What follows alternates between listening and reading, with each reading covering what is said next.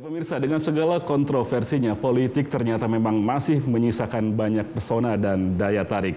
Dan sepertinya Ahmad Dhani juga termasuk yang tertarik untuk terjun dalam politik praktis, maju menjadi calon gubernur DKI Jakarta. Itu serius, Mas Dhani? Sebenarnya gini, menarik. Jadi gini, saya itu kan terlibat dalam dunia kreativitas itu kan cukup lama ya. Ya. Dan di musik itu terus terang saya udah mentok nih mau kreatif seperti apa lagi gitu ya. Karena Mick Jagger aja sampai umur segitu masih main. Main iya, tapi kan udah nggak ngarang lagu yang seperti gimana gitu kan, ya kan. Mick Jagger, Rolling Stone, ya main lagunya ya Honky Tonk lagi. Itu lagi ya. Ya kan? Itu kan namanya sebenarnya udah nggak kreatif, lagunya lagu-lagu lama kan.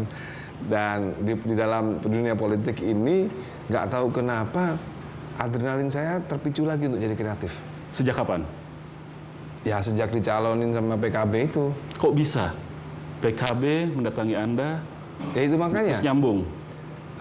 Ya saya sendiri nggak tahu apa yang dilihat NU PKB ya untuk mengajak saya ke dalam kancah gubernur ini, pemilihan gubernur. Tapi ada satu hal yang perlu diapresiasi gitu, bahwa mungkin partai pertama dan organisasi massa pertama yang mengapresiasi seniman untuk jadi cagup DKI.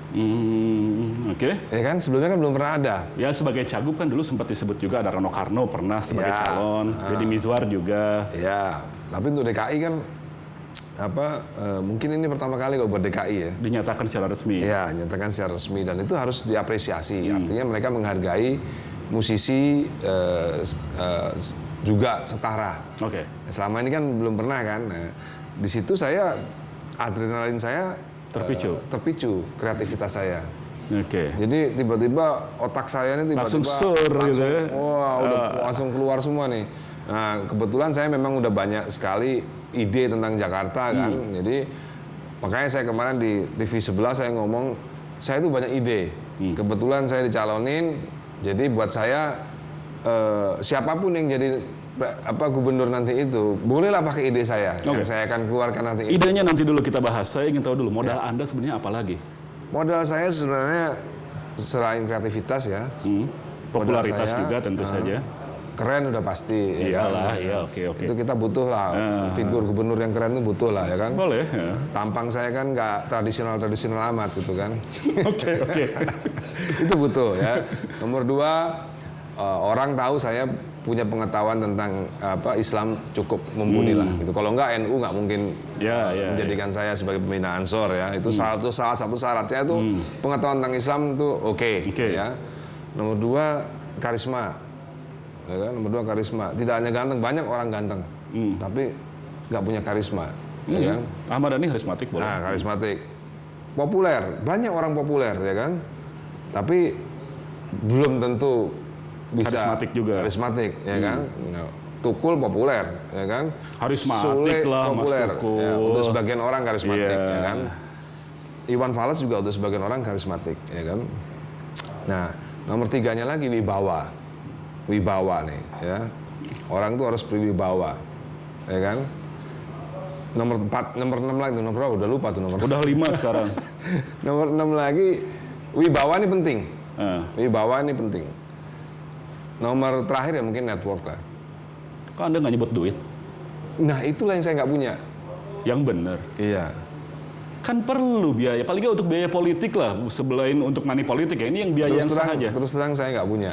Ini Anda nggak punya apa mau pelit aja? Nggak punya terus terang. Ya, kalau aset saya punya lah ini, misalnya kursi ini dijual bisa jadi uang gitu kan. Tapi kalau cash ya boleh cek di bank aja. Saya itu termasuk mungkin kalau disuruh daftarin kekayaan rekening kagak ada. Gitu. Jadi dengan segala yang Anda miliki semuanya punya kecuali uang. Iya. PKB mungkin akan mendapat keuntungan ketika mengajukan Anda dengan mencantol popularitas dan lain sebagainya yang Anda punya. Terus Anda sendiri dapat apa dari PKB? Loh, ya saya dapat kesempatan dong. Mahal ya itu ya? Ya, dapat kesempatan. Artinya kalau nggak ada itu pun saya juga nggak wawancara di sini dan saya juga nggak mengutarakan tentang ini. Anda percaya PKB serius? Apa? Anda percaya PKB serius? Kalau saya itu adalah kader NU ya. Kalau saya suruh maju ya maju, suruh mundur ya mundur. Begitu. Emang udah ada kiai yang memerintahkan seperti itu? Loh ya langsung sama Yai Said dong, ketua PBNU langsung. Oh, gitu. Jadi sebagai santri, apa kata kiai? Iya dong. Sami'na wa atona. Iya, Yai Said bilang, dan mundur dan ini aja yang maju. Ya mundur saya, nggak perlu sakit hati. Kan kehidupan saya juga udah enak sekarang ya kan. Masalahnya kan kita ingat di Pilpres, PKB mengajukan Rhoma Irama. Oh itu perlu saya jelaskan. Lah semuanya. Itu perlu saya jelaskan ya. Itu perlu saya jelaskan sebagai orang NU. Dalam kasus Rhoma Irama itu ada kontraknya. Ada kontrak. Kalau Rhoma Irama bisa membawa PKB mencapai 15% suara, PKB akan mencalonkan Rhoma Irama sebagai calon presiden. Oh. Itu ada kontraknya. Jadi karena tidak sampai 15%, terpaksa wassalam dulu. Iya. Nah, Anda ada kontrak nggak kira-kira? Nggak ada, saya nggak ada. Atau nanti mau dijajaki, kan kalau nggak ada kontrak juga nanti nggak ada komitmen. Saya itu nggak ada masalah sama PKB.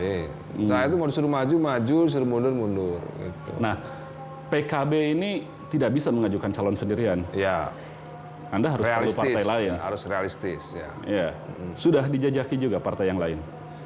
Ya kebetulan saya itu nggak punya isu dengan partai lain ya. Artinya saya tidak punya hubungan jelek yang jelek dengan Golkar misalnya. Iya. Ya kan? Golkarnya yang masalah tapi. Ya, saya tidak punya masalah dengan Golkar. Saya kenal dengan ketua-ketuanya, ya kan? Saya kenal baik. Saya juga tidak punya isu yang jelek dengan partai misalnya Demokrat. Ya. Saya kenal baik dengan Pak Syarif Hasan, bahkan saya pernah diajak bergabung oleh Pak Syarif Hasan ke dalam Partai Demokrat, ya kan. Dengan PAN pun saya juga baik, ya kan. Itu karena kemarin 2014 saya ada di KMP. Dengan Gerindra apalagi. Dengan Gerindra, saya dianggap kader mungkin juga oleh Gerindra gitu kan. Jadi Anda yakin kira-kira kalau disowanin satu persatu masih dapat dukungan dari partai yang lain? Gini loh, saya itu nggak perlu sowan sebenarnya. Loh, politisi ya sowan ya? Ya itu kan paradigma dulu ya. Nah sekarang gimana? Dulu apa itu, mau pakai gadget aja?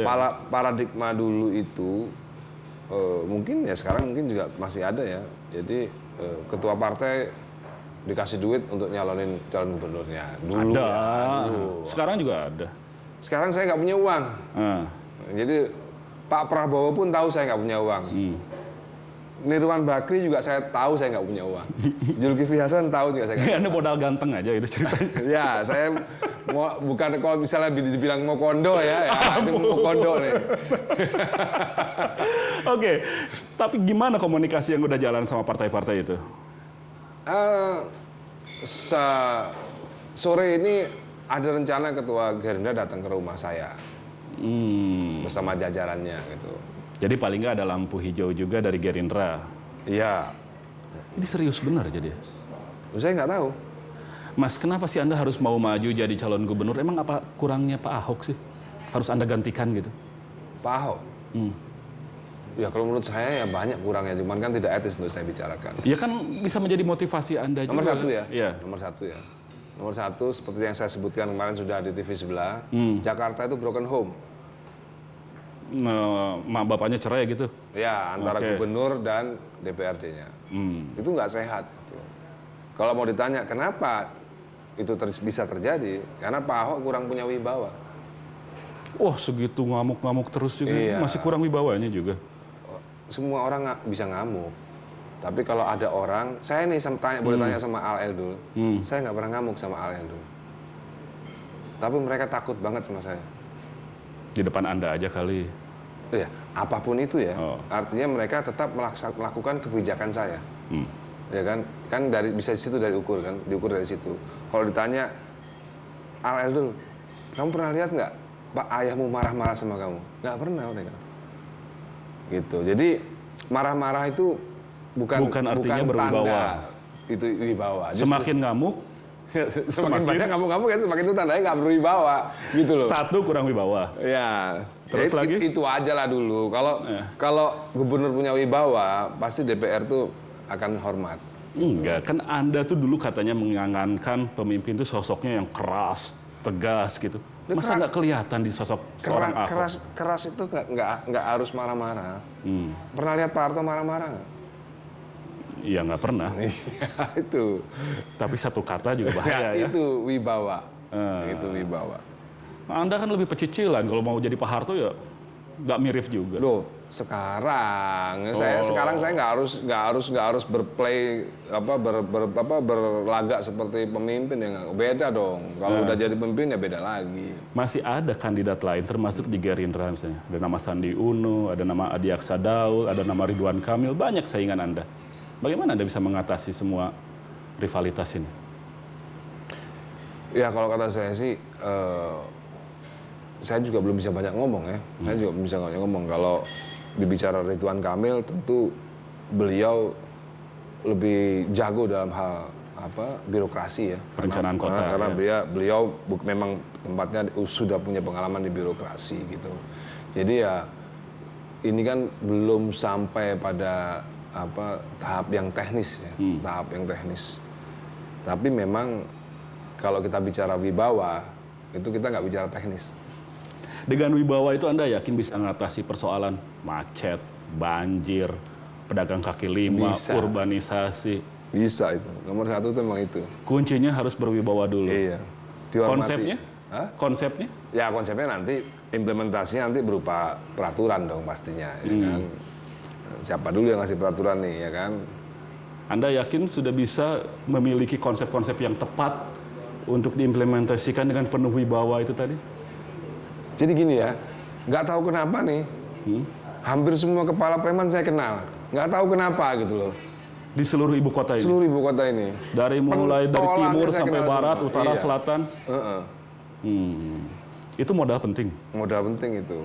Itu kan dunia malam aja, kalau pemilunya malam-malam mungkin Anda menang. Bukan untuk masalah menang atau tidak, bukan masalah menang atau tidak, paling enggak ada komunikasi antara pemimpin dan rakyat. Kan preman kan juga rakyat juga, ya kan? Kalau ngatasin birokrasi Jakarta gimana?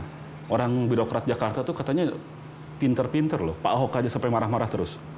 Ya kita harus lebih pinter lah. Kita harus lebih pinter.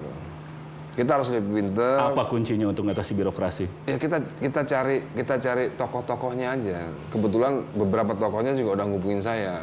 Dari pemerintahan? Iya. Udah ada yang hubungin juga? Udah ada yang. Jadi dukungan juga udah agak serius juga dong ya? Agak serius. Tadi pagi juga. Tinggal nyari duit lagi ini ya? Tadi pagi juga Ratna Sarumpait ngubungin saya. Dukung juga? Dukung juga. Tapi nggak nyumbang?